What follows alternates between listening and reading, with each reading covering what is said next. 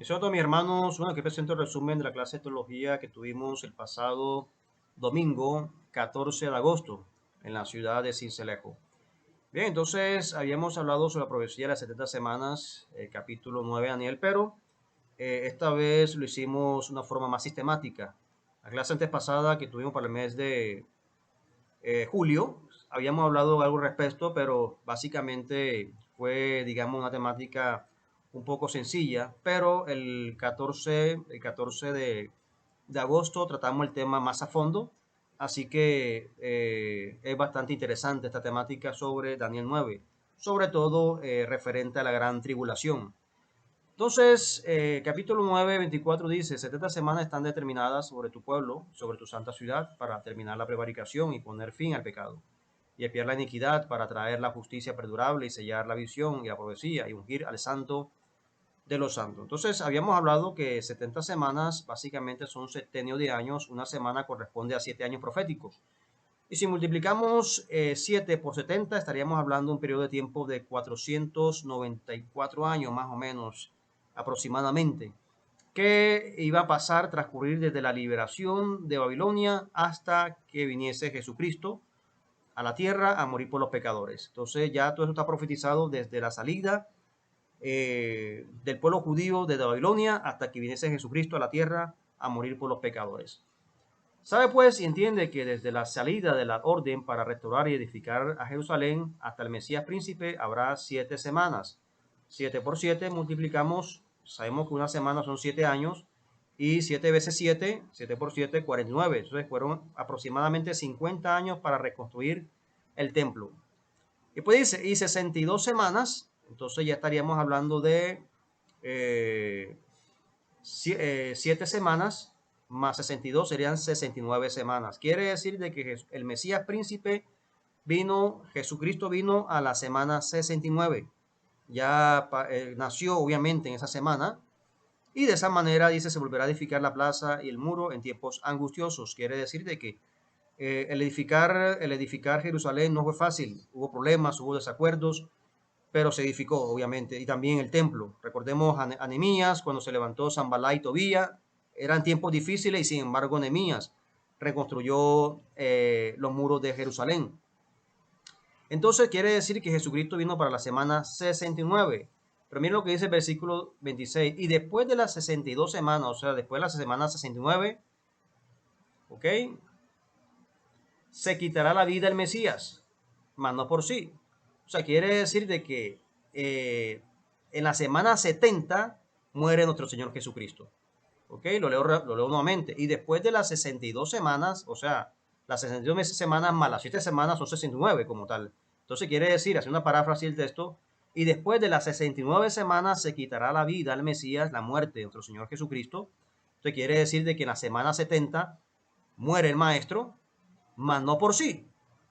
Y el pueblo de un príncipe que ha de venir destruirá la ciudad y el santuario, y su fin será con inundación hasta el fin de la guerra, durarán las devastaciones. Quiere decir de que nuestro Señor Jesucristo muere como tal en la semana 70. Y de esa manera lo dice claramente el texto bíblico. Miren lo que dice el 27. Y por otra semana confirmará el pacto con muchos. Recordemos nuevamente, una semana son 7 años. ¿Cuánto duró el ministerio de Cristo? 3 años y medio. La mitad de 7, 3 años y medio. Quiere decir que por otra semana confirmará el pacto con muchos. Predicó, obviamente, en esa semana Jesucristo, 3 años y medio. A la mitad de la semana muere Jesucristo. Cesa sacrificio. El sacerdote iba a hacer sacrificio. El velo del templo es rasgado. El sacerdote no puede hacer sacrificio cuando el velo está rasgado, porque sería inmundo delante de Dios, no se puede hacer. Entonces fíjese que a la mitad, 3 años y medio, muere el Mesías.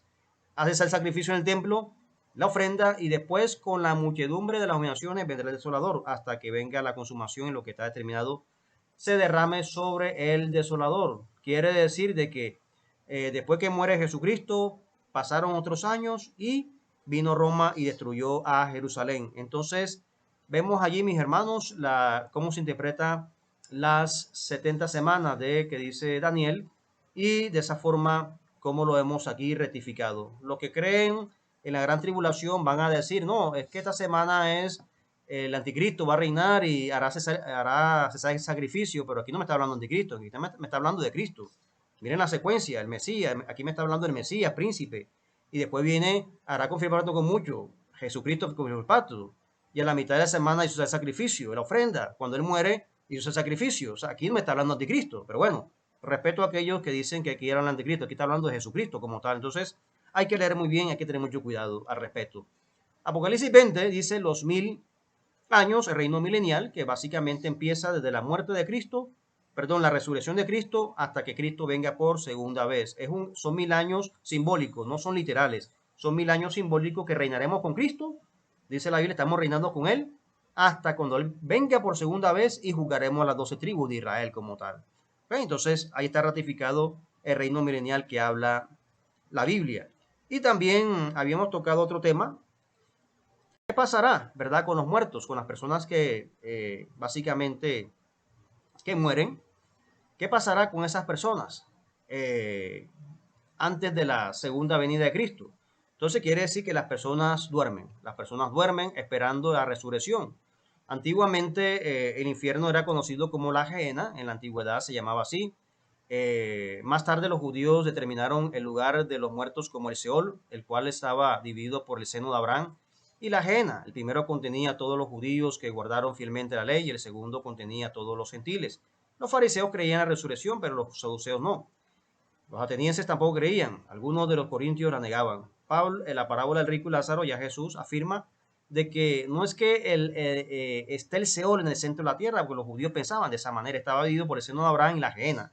La Gehenna los gentiles y el seno de Abraham estaba allí como tal los judíos fieles. Pero no, ya Jesucristo dice de que el seno de Abraham tiene que ver con el reino de los cielos y el Seol tiene que ver ya con el infierno. O sea, lo que va a pasar más adelante como tal. Y de esa manera el Seol o Hades y la Iglesia Católica lo tomó como el Limbus Patrum, inframundo, borde franja, y de esa manera ellos tenían ese concepto de que puede haber salvación aún después de la muerte. Entonces salieron los sepulcros y muchos cuerpos santos habían dormido, se levantaron y salieron de los sepulcros después de la resurrección de él. Vinieron a la santa ciudad y aparecieron. Pero estas personas que resultaron más adelante también murieron en ese aspecto como tal. Nadie subió al cielo, sino el que descendió del cielo, el Hijo del Hombre que está en el cielo. ¿Ok? Entonces quita de pronto la idea de gente que fue al cielo, que fue al infierno. Y fíjese que él le dice, nadie ha subido al cielo. Entonces hay que tener mucho cuidado con eso. Y de esa manera la Biblia es muy clara en esa parte.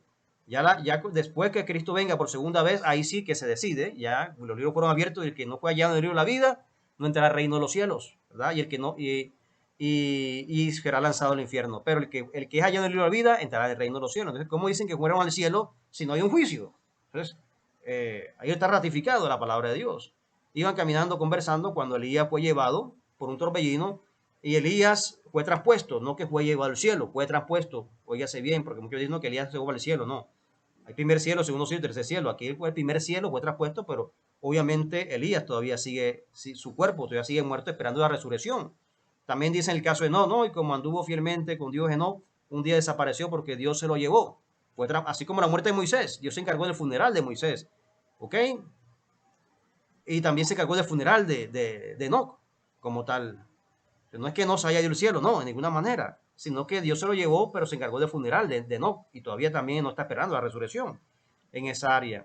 Entonces, el Limbus Patrum trajo como consecuencia la doctrina del purgatorio, entonces, inventado por la Iglesia Católica. Y sin embargo, algunos predicadores todavía piensan de que el infierno está allá en el centro de la tierra, y Jesús fue a predicar el infierno. O sea, eso se inventó la Iglesia Católica, esa doctrina. Y Jesús nos va a predicar el infierno. Cuando dice que predicó al espíritu encarcelado, es que vino del cielo, bajó de su trono y nos predicó a nosotros, espíritus encarcelados, y nos dio la salvación. En ninguna parte de la Biblia dice que Jesús fue al infierno, en ninguna parte. Porque si dijera la palabra Hades y bajó al Hades, bueno, lo creemos, pero no dice bajó a la tierra, dice a lo más profundo de la tierra es aquí la tierra.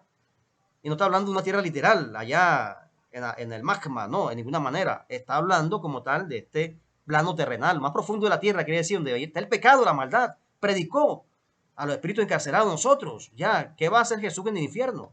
Entonces, si decimos eso, estamos apoyando la doctrina del purgatorio, que hay salvación después que la persona muere y puede sacar del purgatorio y tiene salvación después de la muerte. Cuando después de muerte no hay salvación como tal. Entonces, lo hemos ratificado, mis hermanos. Esta doctrina se la inventó la Iglesia Católica. Y lo que siembra no es el cuerpo, sino que ha de salir, sino el grano el desnudo, ya que del trigo o del otro grano, pero Dios le da el cuerpo como Él quiso y cada semilla su propio cuerpo. Quiere decir de que cuando ya la persona resucite, va a haber un gen que va a reconocer esa facción física que tuviste aquí en la tierra, pero ya renovada. Habrá cierta relación física entre el antiguo cuerpo y el nuevo. Entonces, cuando estemos en el reino de los cielos, o sea, no va a perder tu físico, sino que va a ser más renovado como tal.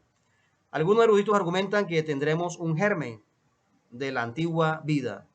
Resurrección de los malvados, Daniel 12:2. Algunos resucitarán para vida eterna, otros para perturbación y confusión, para destrucción. También Juan lo dice, unos resucitarán para vida eterna y otros para condenación como tal. Y bueno, esto es lo que estamos viendo estos tiempos. El avión del juicio final lo tiene Estados Unidos, lo tiene China. Los países a nivel mundial están mirando que va a pasar algo en la Tierra. Y están preparando como tal, están haciendo búnker debajo de la tierra como para esconderse. Ya la gente sabe que va a pasar algo, ¿verdad? Pero de nada les sirve a ellos hacer todo esto. Mira lo que dice Apocalipsis de que allá los reyes de la tierra se escondieron, los reyes del mundo se escondieron bajo la tierra, bajo la roca, y allí cayó la ira del Cordero. Y decían los montes y las peñas, cae sobre nosotros y escondernos del rostro de aquel que está sentado sobre el trono y de la ira del Cordero, porque el gran día de su ira ha llegado y que podrá sostenerse en pie. Entonces pierden el tiempo en construir esto. Allá les va a llegar el juicio, allá le va a llegar la sentencia a estas personas. La mejor huida es buscar a Cristo Jesús. La mejor huida es arrepentirse. Bien, las copas de la ira de Dios, Apocalipsis, que ya se está viendo en estos tiempos. El chip, la marca de la bestia, es una tipología y en muchos países, ya algunos países europeos lo están utilizando para comprar, para ir del bus, para la empresa, lo ponen en la mano y de esa manera esto causa cáncer. Dice Apocalipsis de que aquel que tenía la marca de la bestia le cayó una úlcera maligna. Ahí está Apocalipsis capítulo 16 y mira lo que está pasando. La tecnología 5G también, todo esto repercute en la salud de las personas. Bruselas dice no al 5G, a esta tecnología como tal. Vemos también el segundo ángel derramó de sangre, ¿verdad?, sobre los mares, los ríos, y murió todo ser vivo que había en el mar. Esto ocurrió en China hace unos 5 años y también en Brasil. El río en China amaneció lleno de sangre y también el mar. Y no sabían si era desecho químico, investigaron si eran químicos de una empresa, una industria, pero no era químico, o algún ballena o algunos peces muertos. En ninguna manera era sangre humana. El efecto duró como 2, 3 horas y después desapareció. Señales de que ya Jesús viene pronto. El cuarto ángel también mandó quemar la tierra con fuego. Y mire, esto no es Photoshop, no es montaje, esto está pasando en Estados Unidos. Las llantas de los carros derritiéndose, los botes de la basura derritiéndose. El peligro, extrema calor allí y de esa manera todo lo que sucede. Granizo, como 40 kilos, cayendo sobre la tierra. Y de esa manera esto fue en Argentina. Mire todo el daño que hizo este granizo. Fíjate, la Biblia está cumpliendo.